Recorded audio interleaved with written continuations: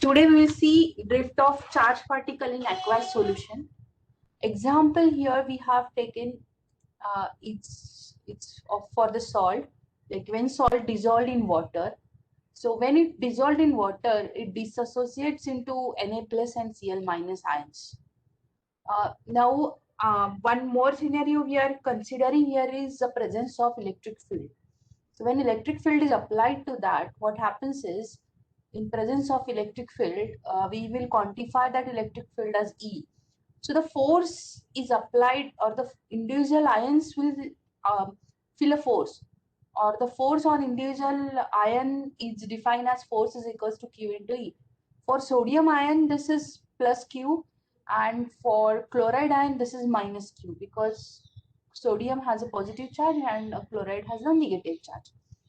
So where force is equals to QE plus QE for sodium and force is equals to minus QE for chloride.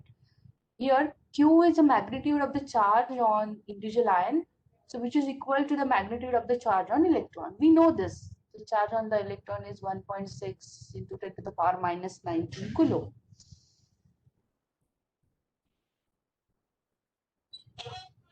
Now acceleration is given by, we know this equation, that acceleration is given by force upon mass of the ion, or force is equals to mass into acceleration.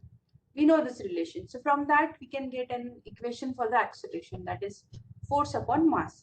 So this acceleration, once that salt is dissolved inside the water, it dissociates into sodium and chloride ions, and it gets some acceleration. So this acceleration will be broken by collision of ion with water molecule. The similar scenario that we had seen yesterday when glucose was dissolved. So similarly, this acceleration is broken by collision of ion with water molecules. It results in loss in kinetic energy, and if the electric field is small enough, average drift velocity is proportional to the electric field. Only assumption we are considering here is that the electric field is small enough. So the drift velocity, the concept of the drift is when electric field is applied, there is a moment of the ion. So this drift velocity is proportional to the electric field which is applied to it. So that's why this drift velocity Vd is proportional to mu into E, where mu is a constant of proportionality.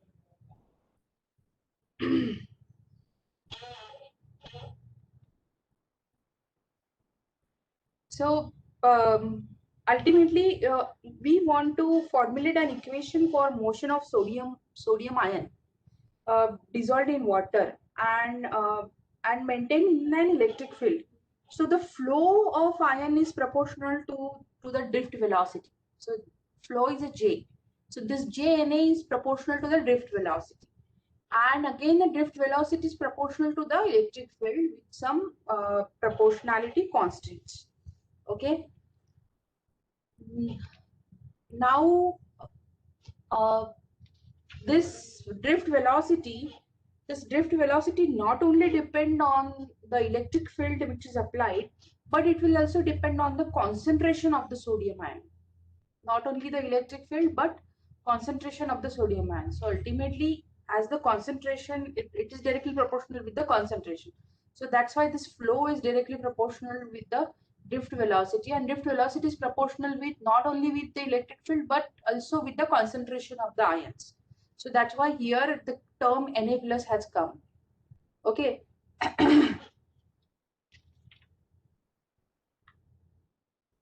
And finally, like force is equals to Q into E, and it depends on the number of electrons it is carried out. Like it is Q is plus for sodium and minus, sorry, it is plus 1 for sodium and minus 1 for chloride. So that's why it is also depend on the charge which it carries. So that's why in the next equation we have introduced Z. Okay, it is not only proportional with the concentration, not only proportional with the electric field applied, but it is also proportional with the charge that ion is holding. So to represent that charge, we are using one more variable, that is Z.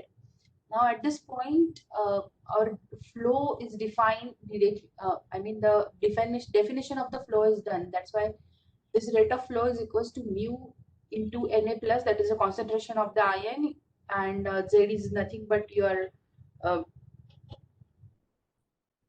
charge, electron charge, and E is the electric field. Now electric field, E is nothing but it's a gradient of the voltage or a potential difference, right? So it is nothing but it's a gradient minus dV by dx. Electric field applied is nothing but a gradient of the voltage potential. It's a potential difference. So that's why E is equals to minus dV by dx. So now if we will substitute this E here, our equation becomes JNA is equals to mu Na Z Na plus dV by dx. Okay. So why this minus is minus dV by dx? So this minus has come here.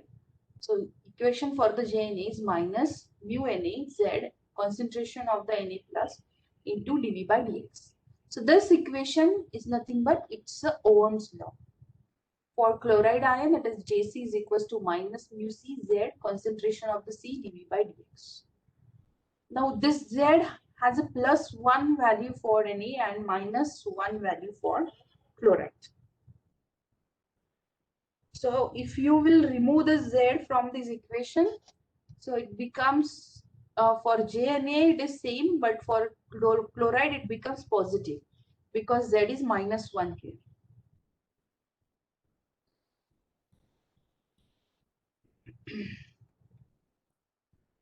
Are you guys in line with me? Yes, ma'am. Yes, ma'am. Okay. We will repeat once more.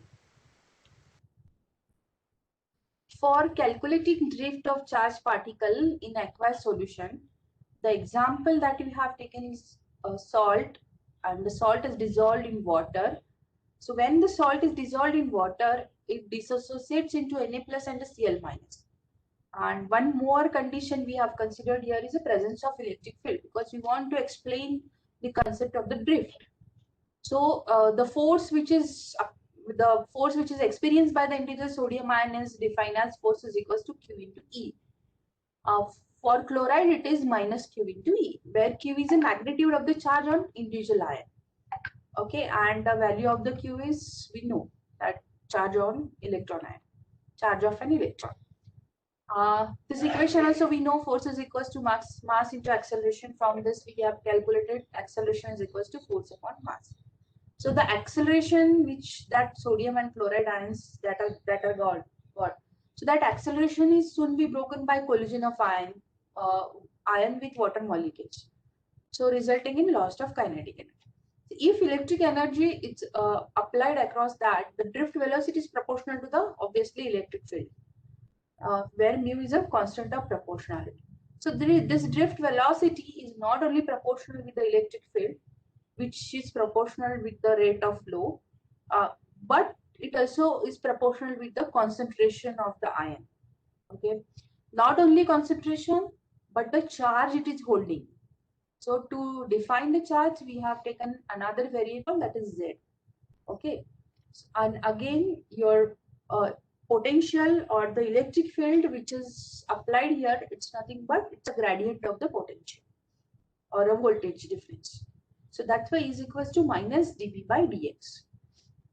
We will substitute this E here, and from that we get this Ohm's law equation for the Ohm's law, that is JNA is equals to minus mu Na Z into concentration of Na plus into dV by dx. We can similarly define the equation for chlorine, that is chloride ions. So Jc is equals to minus mu C Z concentration of the chloride into dV by dx. Now Z is equals to plus 1 for sodium and minus 1 for chloride. So if you will substitute, you can get the signs of these equations accordingly. If for sodium, if Z is equals to plus 1, this negative sign remains same. For chloride, does Z is equals to minus 1. So if you will substitute this minus, then this minus, it becomes plus. For chloride, this equation becomes Jc is equals to plus mu C into concentration of C dV by dx. So this is nothing but this is how we have derived Ohm's law. or this is the way you can derive the Ohm's law. So I'll just give you 5 minutes. You also please write down all these equations and whatever the things we have discussed in your own words. And then once it is done, then we'll move to the next topic.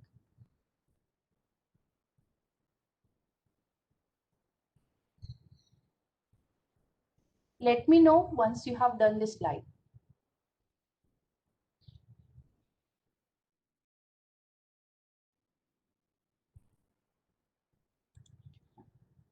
So let us see the next concept, that is Einstein relationship.